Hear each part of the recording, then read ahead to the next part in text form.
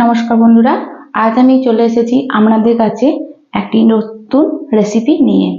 আপনাদের সঙ্গে আমার বহুদিন ধরে কোনো যোগাযোগ ছিল না এবং আমার শরীর খারাপ হওয়াতে আপনাদের সঙ্গে আমি যোগাযোগও করতে পারি নাই।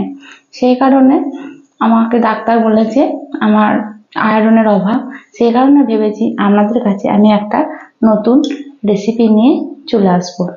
তার জন্য আমারও খাওয়া হবে এবং আপনাদেরও যাতে শরীর ভালো থাকে, সেই জন্য আমি একটা আয়রন জাতীয় খাবার, সেটা হলো মোচা। আপনারা আশা করি অনেকেই জানেন, সেই মোচাটা আমি আজকে রান্না করতে চলেছি। এই মোচাটাকে আমি প্রথমেই সিদ্ধ করে নিয়েছি প্রেসার কুকারের মধ্যে ভরে নিয়েছি। সেটা আপনাদেরকে আমি আর দেখাইনি। আপনারা প্রত্যেকজনাই জানেন যে মোচা ছাড়াতে হয় এবং আগের দিন রাতে ভিজিয়ে নুন হলুদ দিয়ে ভিজিয়ে রেখে দিয়ে তারপরে দিন প্রেসারের মধ্যে সিটি মেরে বা কড়াইয়ের মধ্যে বসিয়ে সিদ্ধ করে নিতে হয় ভালো করে। আমি তো আমার কথাই বলে যাচ্ছি, আপনারা কেমন আছেন? আপনারা আশা করি আপনারা ভালো আছেন এবং সামনে পুজো আসছে, আপনারা অতি অবশ্যই ভালো থাকুন, এটাই ঠাকুরের কাছে আমরা কামনা করি।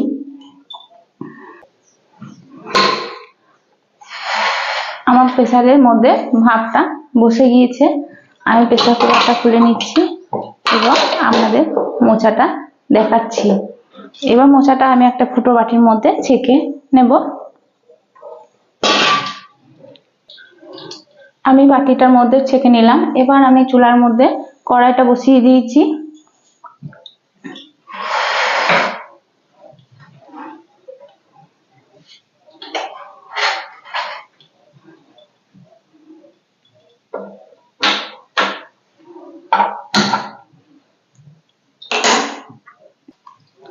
কড়াইয়ের মধ্যে আমি অল্প পরিমাণে তেল দিয়ে দিচ্ছি।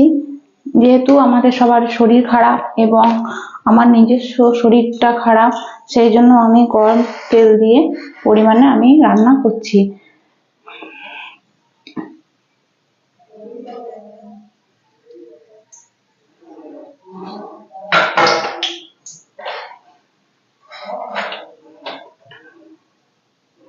এখন প্রত্যেকটা মানুষকে কম তেল দিয়ে রান্না খেতে বলে ডাক্তারবাবুরা।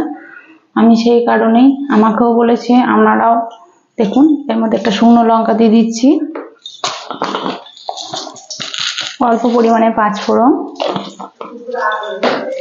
অল্প পরিমাণে হলুদ দিচ্ছি,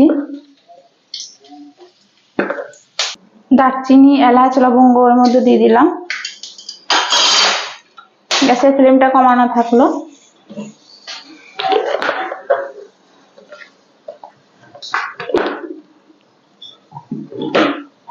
এবার আমি দিয়ে দেবো অল্প পরিমাণে আদা বাটা,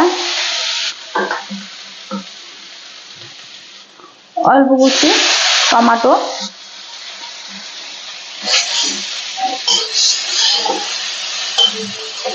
একটু যদি টেস্ট না করি তাহলে তো বাচ্চারা কেউ খেতেই চাবে না।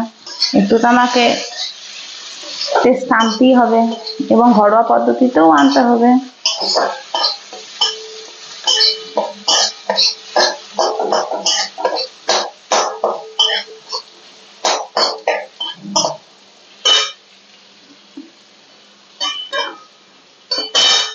টমেটোটা আস্তে আস্তে ভেজে নিচ্ছি।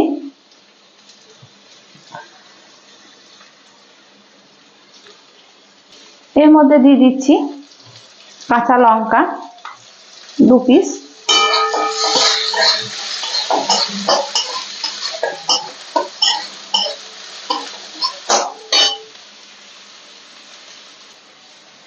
অল্প পরিমাণে একটু চিনিও দিয়ে দিলাম।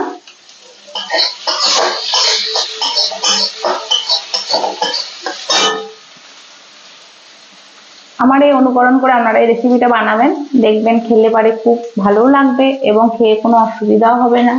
আপনারা সবাই ভালো থাকবেন।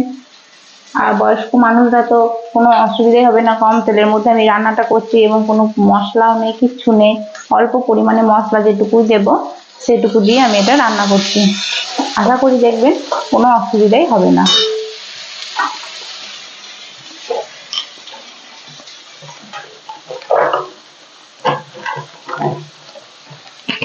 এর মধ্যে আমি এখন দিয়ে দিচ্ছি জিরে গুঁড়ো পরিমাণ মতো, কম পরিমাণেই দেব, বেশি দেব না। এবং ধনে গুঁড়ো দেব।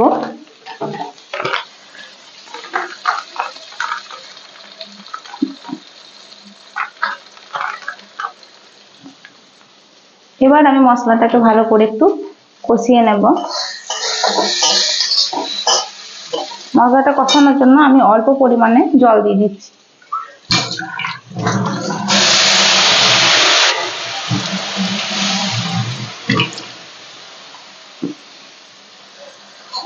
জলটা দিয়ে দেওয়ার কারণ মশলাটা পুড়েও যাবে না এবং আস্তে আস্তে মশলাটা কষে যাবে, সেই কারণে আমি জলটা দিয়ে দিলাম।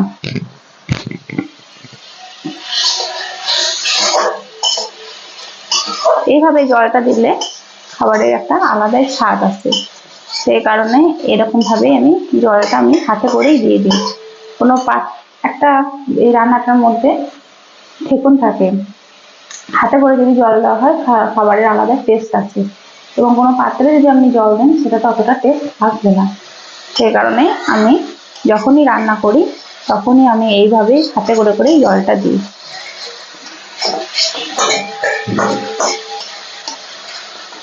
এবার আমি আপনাদেরকে তো দেখালাম একটু আগে, মোচাটা সিদ্ধ করে রেখে দিয়েছি এবং ফুটো বাটির মধ্যে ঢেলে রেখেছি।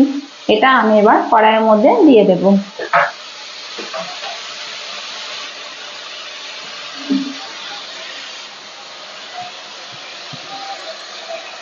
অল্প অল্প করে আমি কড়াইয়ের মধ্যে দিয়ে দিচ্ছি।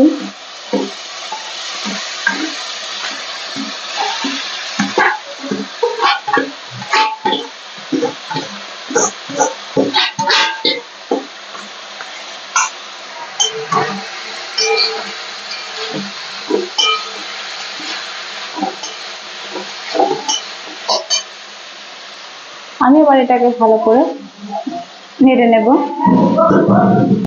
ভালো করে এটা মশলা দিয়ে ভালো করে এটাকে আরেকবার কষিয়ে নিচ্ছি। অল্প পরিমাণের এখন আমি লবণ দিয়ে দেব।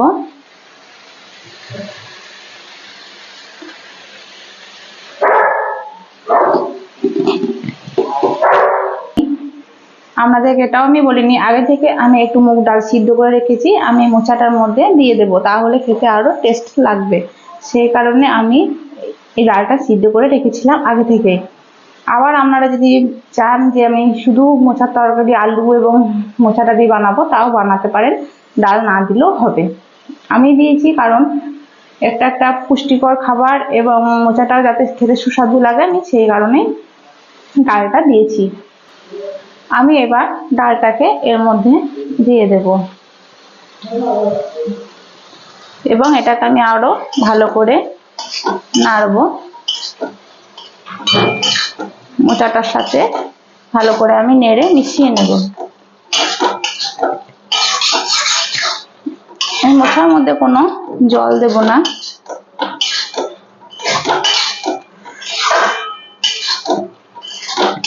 কারণ এই ডালটার মধ্যে জল জলে ভাব ছিল, সেই জন্য আমার আর কোনো জল দেবার দরকার নেই।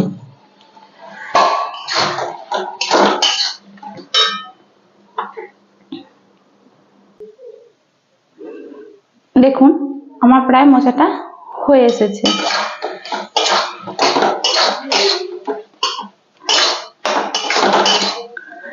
আমি এর মধ্যে অল্প একটু নারকেল কোড়া রেখে দিয়েছি, একটু নারকেল কোড়া আমি এর মধ্যে দিয়ে দেব।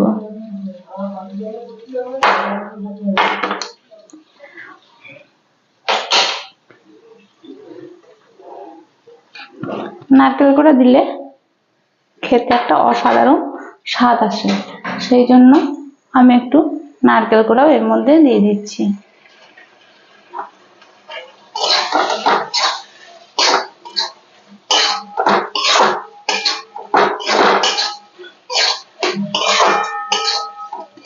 আমি আবার ভালো করে এটাকে নেড়ে নিচ্ছি।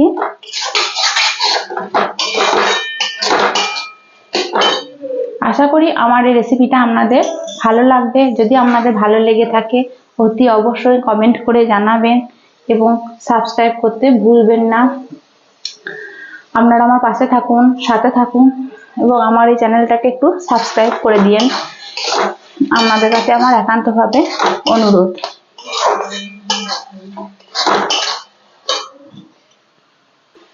আমার এই মোচার তরকারিটা প্রত্যেকটা মানুষই খেতে পারবে, একদম বয়স্ক থেকে বাচ্চা পর্যন্ত খাবে, কোনো অসুবিধে হবে না। খুব সিম্পল ভাবে এই রান্নাটা করেছি আমি, এবং খেলেও একটা উপকার।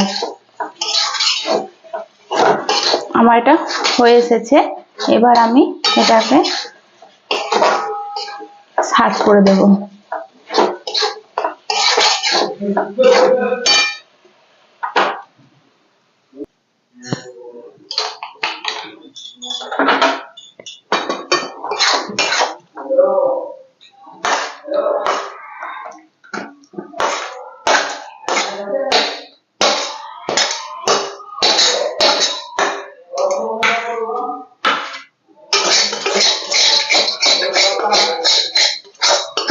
আমি এটা একটা ফোঁটাও আমি কড়াইয়ের মধ্যে লাগালাম না, আমি পুরোটা একদম শেষে পরিষ্কার করে নিয়ে নিলাম, কারণ এটা খুবই উপকারী সেই কারণেই। আমার মোচার তরকারি রেডি। দেখুন, আশা করি দেখতে তো সুন্দর লাগছে, তাহলে খেতেও সুন্দরই হবে।